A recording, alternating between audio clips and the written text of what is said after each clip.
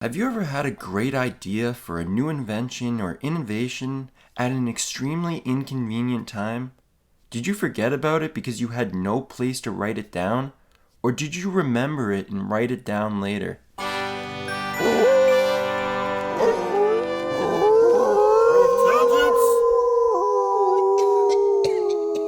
Welcome back to the podcast. My name is R.E. On this episode, the best thoughts come at the most inconvenient times. Do you have great ideas while you're in the shower?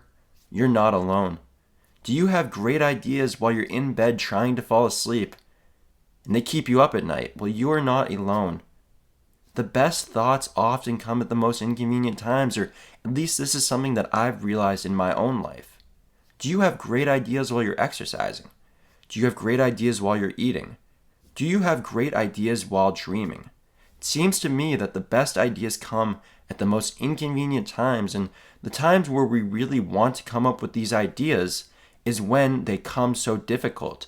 And I have one theory about this, is that the great ideas really come effortlessly. They come when your mind is relaxed, because I've noticed that one thing that all of these activities have in common, the cold shower, or just being in the shower, or being in bed trying to fall asleep, and exercising and eating and dreaming, it's when your mind is relaxed. It's when your mind is focused on something else, and that's when the great idea comes in. I just want to repeat that again, just to help me and to help somebody else, is that often our best ideas come when our mind is relaxed, but our mind is focused on something else, often unrelated. When you're in the shower, you're focused on the shower, you're just focused on relaxing, starting your day, ending your day, whenever you take a shower. But then a great idea will come in, maybe out of nowhere. It had nothing to do with anything that was going on in your life you were thinking about. And we all have great ideas, but we may forget them almost instantly if we're not in a position where we have a pen and a piece of paper to write in. You know, when you're in a shower, you're not going to have a pen and a piece of paper to write. Maybe I should invent that. A shower pen to write down your best ideas. That's probably $1 million idea right there, because everybody has great ideas in the shower.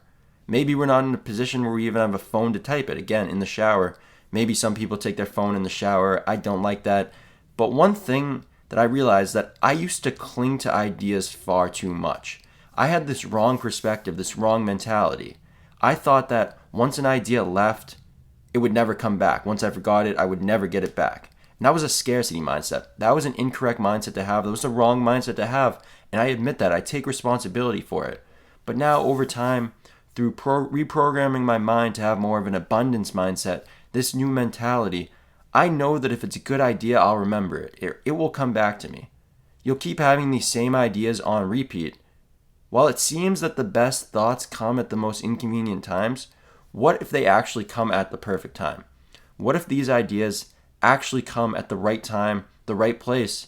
Maybe you're not in the right state of mind to receive it, but I'm starting to shift from this perspective of maybe the time isn't inconvenient, maybe it's actually the perfect time, and I'm just the one who's basically looking at it from a perspective that it's inconvenient, because these thoughts, these great thoughts, come at a certain time for a specific reason. Again, when we're relaxed, or we're focused on something else, or we're inspired maybe by watching a movie.